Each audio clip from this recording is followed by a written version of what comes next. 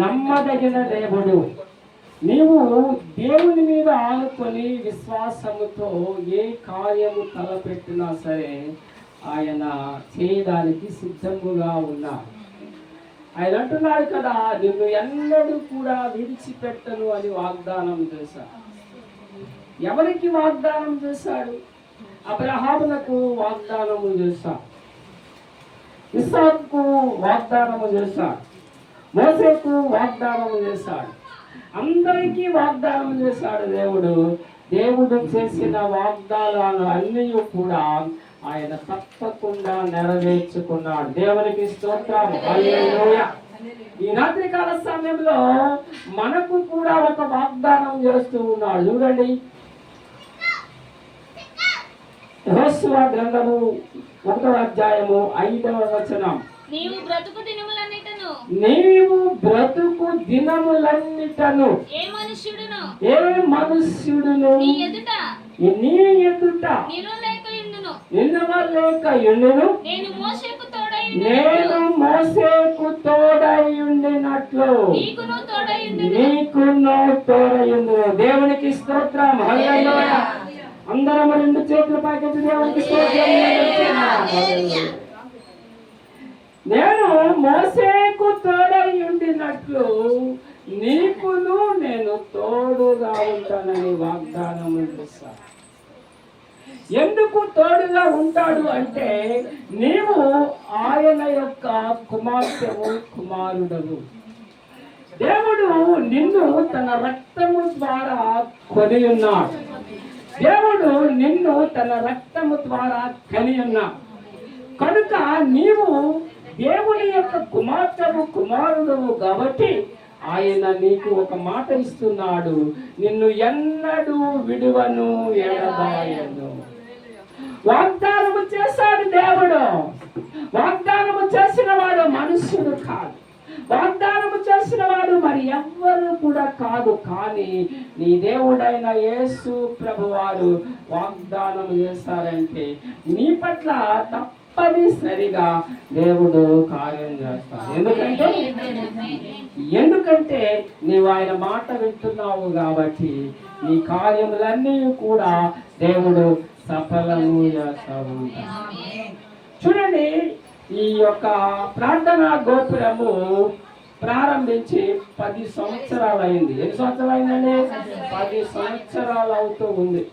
ఈ 10 సంవత్సరాలలో దేవుడు అనేకమైన మేలులు చేశాడు, అనేక మందికి అనేకమైన అద్భుతాలు చేశాడు, అనేకమైన స్వస్థతలు దేవుడు చేశాడు.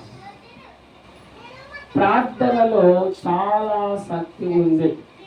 విశ్వాసము కలిగి నరుడు ప్రార్థన చేసినప్పుడు, విశ్వాసము కలిగి దేవుని కుమార్తెలు ప్రార్థన చేసినప్పుడు, విశ్వాసము కలిగి దేవుని కుమారుడు ప్రార్థన చేసినప్పుడు దేవుడు ఆకాశము నుండి నీ ప్రార్థన విని నీ ప్రార్థనకు తగిన జవాబు ప్రభువారు పంపిస్తారు. దేవునికి స్తోత్రం. ఎందుకంటే నీ విశ్వాసము దేవుని మీద నీవు ఉంచి ఉన్నావు. నీవు విశ్వాసము మనుష్యుల మీద ఉంచలేదు. ఎందుకంటే నా దేవుడు గొప్పవాడు, నా దేవుడు శక్తివంతుడు, నా దేవుడు ఆజ్ఞ ఇవ్వగా ఏ కార్యము జరగకుండా ఉండదు. దేవునికి స్తోత్రం. దేవుని వాక్యం అంటుంది, మేలులతో నిన్ను నేను తృప్తిపరుస్తాను అన్నాడు. ఎంత గొప్పవాడండి! లోకములో ఉన్నవాని అందరికంటే నీలో ఉన్నవాడు శక్తిమంతుడైన దేవుడు. శక్తిమంతుడైన దేవుని చేతిలో ఉన్నావన్న సంగతి మనం ఎప్పుడు కూడా మరచిపోకూడదు. నీలో దేవుడు ఉన్నాడు. నిన్ను నడిపించువాడు నీ దేవుడు, నిన్ను పోషించువాడు నీ దేవుడు, శక్తిమంతుడైన దేవుడు అంటూ ఉన్నాడు. నేను మోసేకు తోడై ఉండినట్లు నీకు తోడై ఉండను. ఎంత అద్భుతంగా చెప్తున్నాడండి దేవుడు. ఆయన మాటకు మనం లోబడి ఉండాలి, ఆయన మాటకు మనము విధేయత చూపించాలి, ఆయన మాట కొరకు మనము కనిపెట్టాలి. నీవు ఎన్ని సంవత్సరాలు కనిపెడితే అన్ని సంవత్సరాలు నీ పట్ల దేవుడు చక్కని కార్యము చేయబోతున్నాడు. మనం అనుకుంటాము, ఏంటి ప్రభువా, చాలా రోజులైంది నీకు ప్రార్థన చేస్తున్నాను కానీ నీ దగ్గర నుంచి నాకు జవాబు రాలేదు ఏంటి అని నీరసపడిపోతూ ఉంటాము, అవిశ్వాసము పడిపోతూ ఉంటాము. అవిశ్వాసమైన సైతాను, పిరికితనమైన సైతాను మన దగ్గరకు రాకుండా చూసుకున్నప్పుడు దేవుని కార్యము తప్పనిసరిగా మన పట్ల జరుగుతూ ఉంటుంది. ఎందుకంటే దేవుడు నిన్ను పిలుచుకున్నాడు, ఎన్నుకున్నాడు, ఏర్పాటు చేసుకున్నాడు. నీవు ఆయన కుమార్తెవు గనుక నిన్ను ఎప్పుడూ విడిచిపెట్టాడు. తల్లి మరచినా, తండ్రి మరచినా, అన్నదమ్ములు విడిచిపెట్టినా, అక్క చెల్లెలు విడిచిపెట్టినా, ఎవ్వరూ ఈ భూలోకం మీద నిన్ను విడిచిపెట్టినా నీ దేవాతి దేవుడైన యేసు ప్రభు వారు నిన్ను ఎప్పుడూ విడిచిపెట్టరు. దేవునికి స్తోత్రం. ఆయన విడిచిపెట్టేవాడు కాదండి.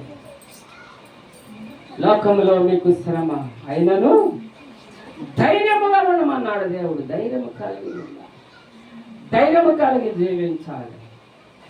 చాలా మంది సాక్ష్యాలు చెప్పారు. ఆ సాక్ష్యాల్లో ఏముందండి?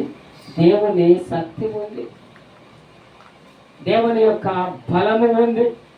విశ్వాసముతో వారు ప్రార్థన చేసినప్పుడు విశ్వాసము కలిగి నా దేవుడు నన్ను స్వస్థపరుస్తాడు అని వారు అనుకున్నప్పుడు వారి విశ్వాసమును బట్టి దేవుడు వారిని స్వస్థపరిచాడు. దేవుని నామానికి మహిమ కలుగును. సామెతల గ్రంథము 9వ అధ్యాయము 11వ వచనం చూద్దాం ఒకసారి.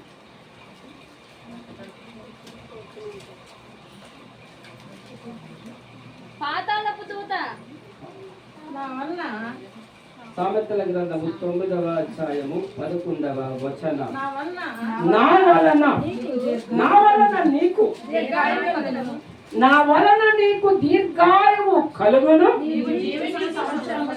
ఎవరో ఒకరి చదవండి. నీవు జీవించు సంవత్సరములు అధికములగును. దేవునికి స్తోత్రం. హల్లెలూయా. దేవుని మాట. నా వలన నీకు మేలు కలుగును. నీవు జీవించిన సంవత్సరములు అధికములగును. హానోకును దేవుడు ఆశీర్వదించాడు. హానోకు మనలాంటి మనుష్యుడే. హానోకు భార్య ఉంది, పిల్లలు ఉన్నారు, కుటుంబం ఉంది, పెద్ద కుటుంబ వ్యవస్థ ఉంది.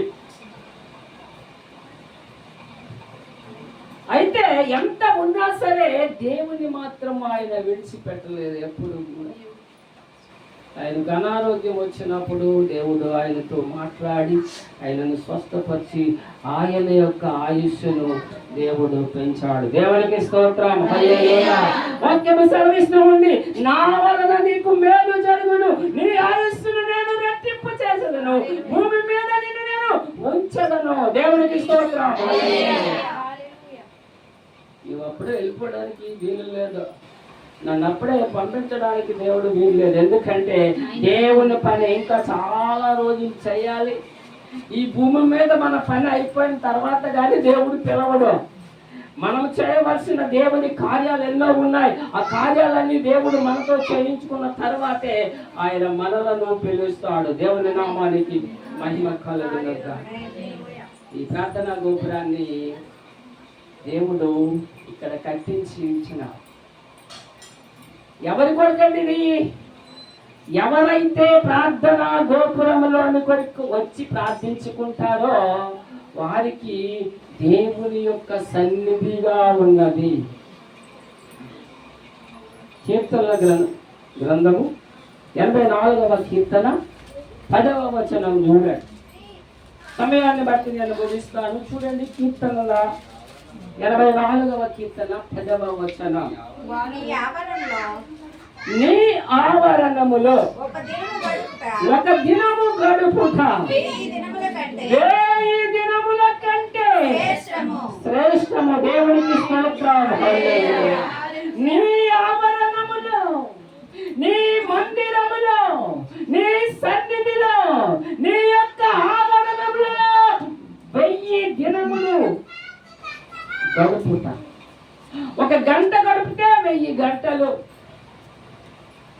ఒక రోజు గడిపితే 1000 రోజులు. మీరు నా మందిర ఆవరణములో కనబడాలని దేవుడు అనుకుంటున్నాడు. దేవునికి స్తోత్రం. ఈ మందిరాలు ఎవరి కొరకండి?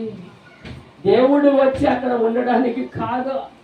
నీవు వచ్చి కూర్చొని ఆయన కొరకు ప్రార్థన చేస్తున్నప్పుడు ఆయన ఆత్మ నీ మధ్యకు వచ్చి నిన్ను నడిపిస్తూ ఉంటుంది. నీ దేవుడు సత్యవంతుడు, నిజమైన దేవుడు. నీవు కట్టించిన మందిరం మీద వచ్చి కాలేసినట్లు ఏమైపోద్దండి? ఆగుతుందా? భూమి నా పాదం పీఠము, ఆకాశము నా సింహాసనము, నీవు నా కొరకు ఎటువంటి మందిరము కట్టగలవు. దేవునికి మహిమ కలుగునగాక. హల్లెలూయా. ఎటువంటి మందిరము కడుతున్నామంటే ఆయన ఆత్మ ఉండడానికే మందిరము కట్టుతున్నాము, ఆయన నివసించడానికి కాదు. నువ్వు ఆయన మందిరంలోనికి వచ్చిన వెంటనే ఆయన ఆత్మ నీ దగ్గరికి వస్తూ ఉంటుంది, నిన్ను చూస్తూ ఉంటుంది. నా కుమార్తె, నా కుమారుడు నన్ను ప్రార్థన చేయడానికి, నన్ను స్తుతించడానికి నా సన్నిధిలోనికి వచ్చి ఉన్నాడు కదా. 84 వచనం మరలా చదవండి. నీ ఆవరణములో ఒక దినము గడుపుట 1000 దినముల కంటే ఎంతో శ్రేష్టము. శ్రేష్టమైన మాటలో చాలా విలువ ఉందండి. ఈ ఆహారము తింటే శ్రేష్టము. జుంటి తేనె దారల కంటే ఎంతో మధురమైనది. దేవుని యొక్క వాక్యము శ్రేష్టమైనది. ఆ శ్రేష్టమైన వాక్యము వినడానికి ఆయన ఆవరణములోనికి మనము వచ్చి ఉన్నాము. ఆయన ఆవరణములో వచ్చి ఏం చేస్తామని మనము ఆయనను స్తుతించి. ఈ పగలంతా చాలా ఎండ, ఎంత భయంకరమైన ఎండ. ఏసీ ఉంటే కొంచెంకి చల్లగా ఉంటుందండి. మళ్ళీ బయటకు వచ్చి మన పనులు మనం చేసుకున్నప్పుడు వావాహీకు 45 డిగ్రీల ఉష్ణోగ్రత. మరి 45 డిగ్రీల ఉష్ణోగ్రత వస్తుందంటే ఎంత భయంకరమైన వేడి. అటువంటి వేడిలో దేవుడు మనల్ని కాచి ఉంచాడంటే అది ఎవరి కృప అండి? దేవుని కృప. ఆయన కృప లేనిదే ఈ భూలోకంలో మనము సజీవుల కింద ఉండడము చాలా కష్టం. ఆయన సజీవుడైన దేవుడు కాబట్టి, నిన్ను సజీవముగా ఉంచాడు కాబట్టి, సజీవుడైన దేవుని నీవు సజీవముగా ఆరాధన చేస్తున్నావు. దేవునికి స్తోత్రం. ఆయన మందిరంలోనికి రండి, ఆయన ఆవరణంలోనికి రండి. ఆయన నిన్ను చూడడానికి వస్తూ ఉన్నాడు. దేవునికి స్తోత్రం. హల్లెలూయా. 2వ సమూయేలు గ్రంథము 5వ అధ్యాయము 4వ వచనం.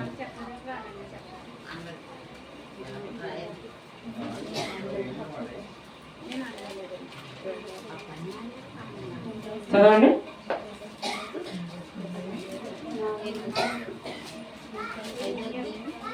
రెండవ సమూయేలు గ్రంథము 5వ అధ్యాయము 4వ వచనం. దావీదు దావీదు 30 ఏండ్ల వాడై ఎలా ఆరంభించును? దావీదు 30 సంవత్సరముల వాడై ఏలన ఆరంభించెను. 40 సంవత్సరములు పరిపాలన చేసెను.